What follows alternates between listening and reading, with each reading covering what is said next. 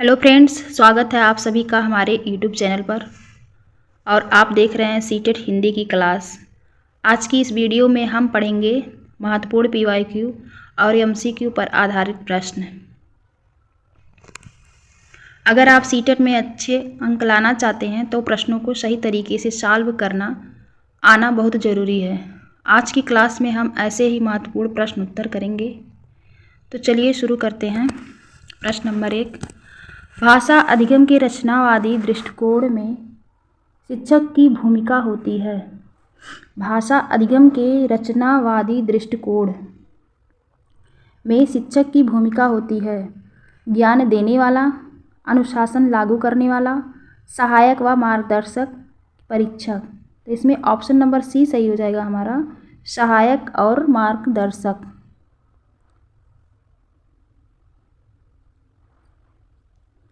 प्रश्न नंबर 2 देखिए, बालक भाषा सबसे पहले किस माध्यम से सीखता है?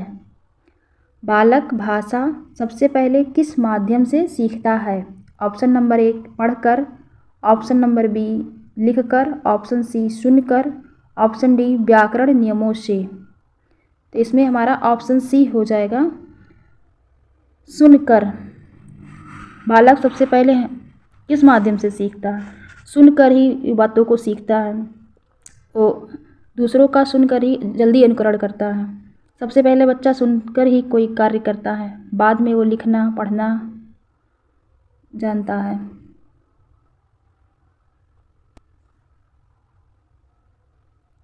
प्रश्न नंबर 3 देखिए, बहुभाषिक कक्षा में भाषा शिक्षण के लिए सबसे उपयुक्त रणनीति है। बहुभाषिक कक्षा में भाषा शिक्षण के लिए सबसे उपयुक्त रणनीति है। केवल मानक हिंदी का प्रयोग, ऑप्शन बी है बच्चों की मातृभाषा का निषेध, ऑप्शन सी है मातृभाषा को सहायक साधन की तरह प्रयोग, ऑप्शन डी अनुवाद पर पूर्ण रोक। तो बच्चों की मातृभाषा सबसे सहायक साधन माना जाता है। मातृभाषा बच्चे पहले अपने घर परिवार में ही सीखते हैं। बच्चा अपनी भाषा को बच्चों को सिखाना नहीं पड़ता, वो बचपन से ही अपनी मातृभाषा को बहुत आसानी तरीके से सीख जाते हैं।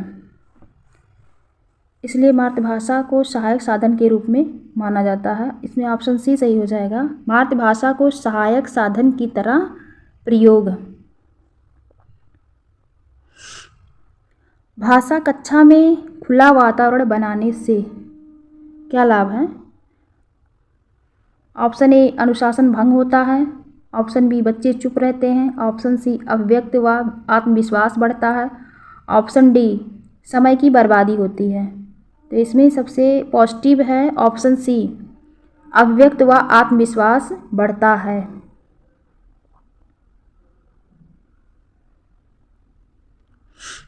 निम्न में से कौन सा कौशल ग्रहणात्मक है? निम्न में से कौन सा कौशल ग्रहणात्मक है?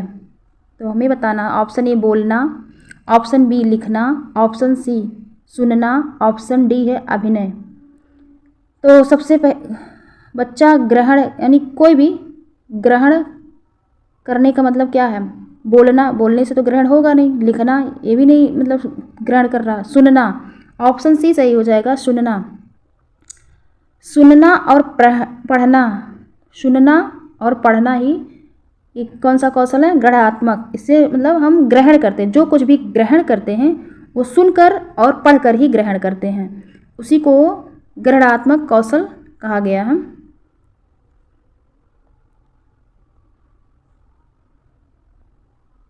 प्रश्न नंबर 6 है, प्राथमिक स्तर पर भाषा शिक्षण का मुख्य लक्ष्य है। प्राथमिक स्तर पर भाषा शिक्षण का मुख्य लक्ष्य है। ऑप्शन ए कठिन व्याकरण सिखाना, ऑप्शन बी परीक्षा में अच्छे अंक, ऑप्शन सी संप्रेषण क्षमता का विकास, ऑप्शन डी निबंध लेखन।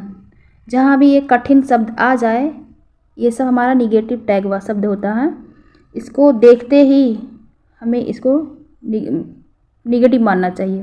परीक्षा में अंक लाने के लिए ये भाषा शिक्षण का मुख्य लक्ष्य ये नहीं हो सकता। सब ऑप्शन सी सही है, संप्रेषण क्षमता का विकास।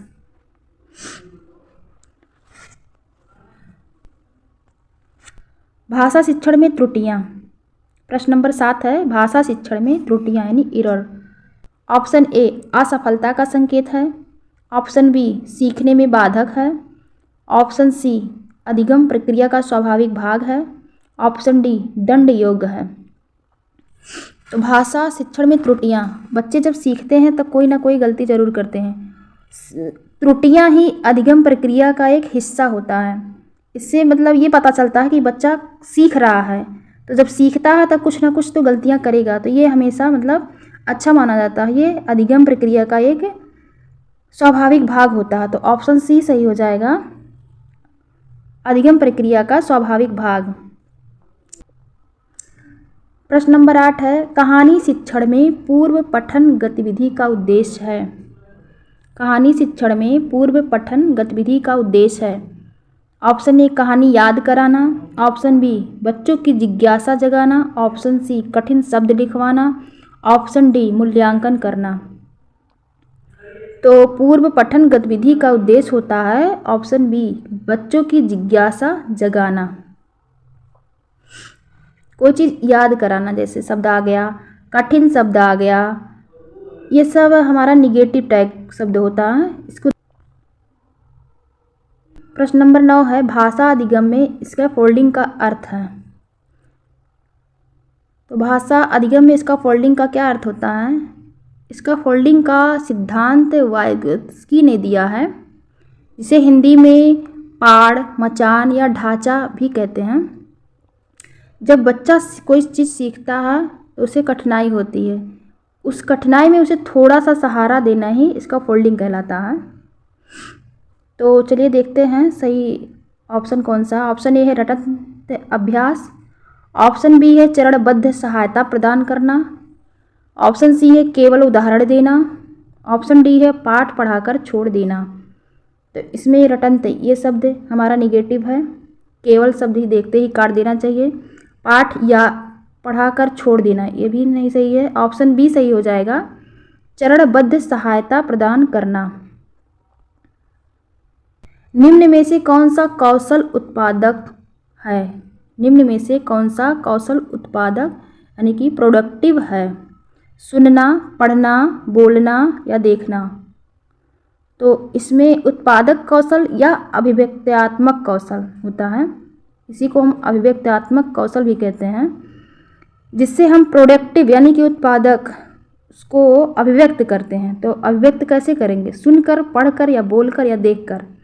तो हमेशा अभिव्यक्त हम बोलकर ही करेंगे, बोलकर या लिखकर। बोलना और लिखना ये हमारा उत्पादक कौशल माना जाता है।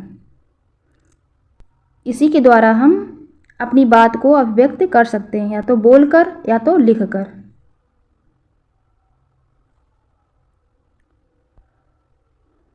भाषा कक्षा में समूह कार्य से शोर बढ़ता है, केवल तेज बच्चे सीखते हैं, सहयोग व संवाद बढ़ता है, ऑप्शन डी है शिक्षक की भूमिका समाप्त हो जाती है। तो इसमें भाषा कक्षा में समूह कार्य से क्या होता है? ऑप्शन सी सही है, सहयोग व संवाद बढ़ता है। समूह कार्य से बच्चों में सहयोगात्मक का विकास होता है, अब संवाद बढ़ता है, यानी कि कम्युनिकेशन, एक दूसरे से कम्युनिकेशन करते हैं, बातचीत करते हैं, तो उनका सहयोग और संवाद बढ़ता है। भाषा शिक्षण में सतत व व्यापक मूल्यांकन CCE का उद्देश्य है बच्चों की तुलना करना, अंतिम अंक देना, सीखने की प्रक्रिया में सुधार, ऑप्शन डी है असफल घोषित करना। तो इसमें बच्चों की तुलना हमें नहीं करना होता है। ऑप्शन बी में दिया है अंतिम अंक देना, ये भी निगेटिव टैग शब्द है।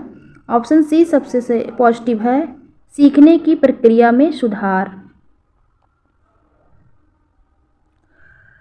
प्रश्न नंबर 13 देखिए, कविता शिक्षण में रसास्वादन से आशय है। ऑप्शन ए तुकांत पहचान, ऑप्शन बी भावों का अनुभव, ऑप्शन सी है प्रश्न उत्तर अभ्यास, ऑप्शन डी है व्याकरण नियम। तो कविता शिक्षण में रसास्वादन से क्या मतलब होता है?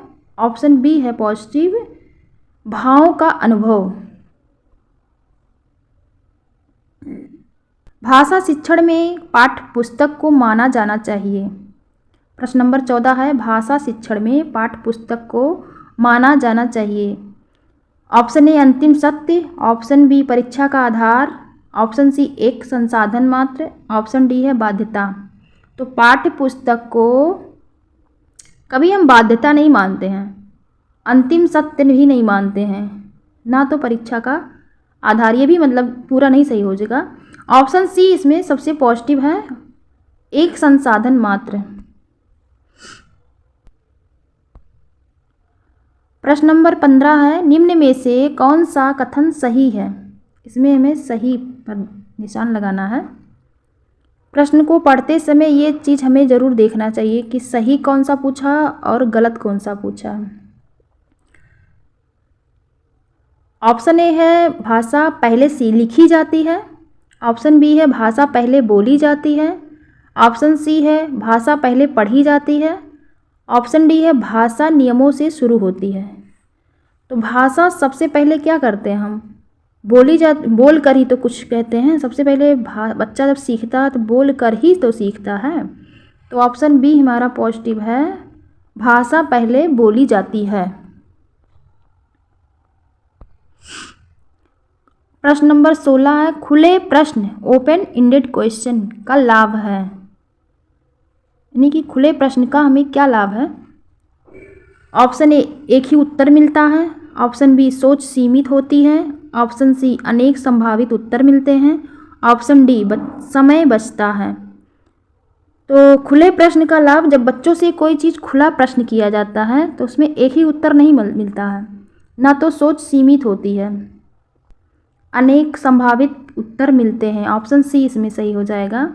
समय बचता, ये भी हमारा निगेटिव शब्द है। प्रश्न नंबर 17 है, प्रश्न नंबर 17, भाषा कक्षा में शिक्षक को चाहिए कि वह ऑप्शन ए अधिक बोले, ऑप्शन बी बच्चों को चुप कराए, ऑप्शन सी बच्चों को बोलने के अवसर दें, ऑप्शन डी केवल लिखित कार्य कराएं।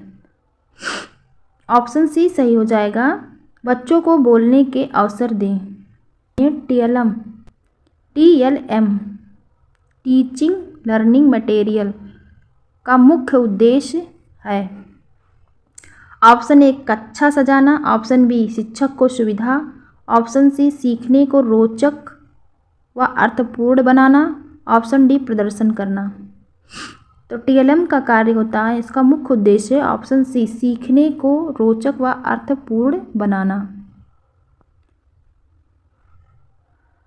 प्रश्न नंबर 19 है, निम्न में से कौन सा भाषा का कार्यात्मक उद्देश्य नहीं है? तो इस नहीं पे हमें यानी कि निगेटिव खोजना है। कौन से ऑप्शन में निगेटिव शब्द हैं?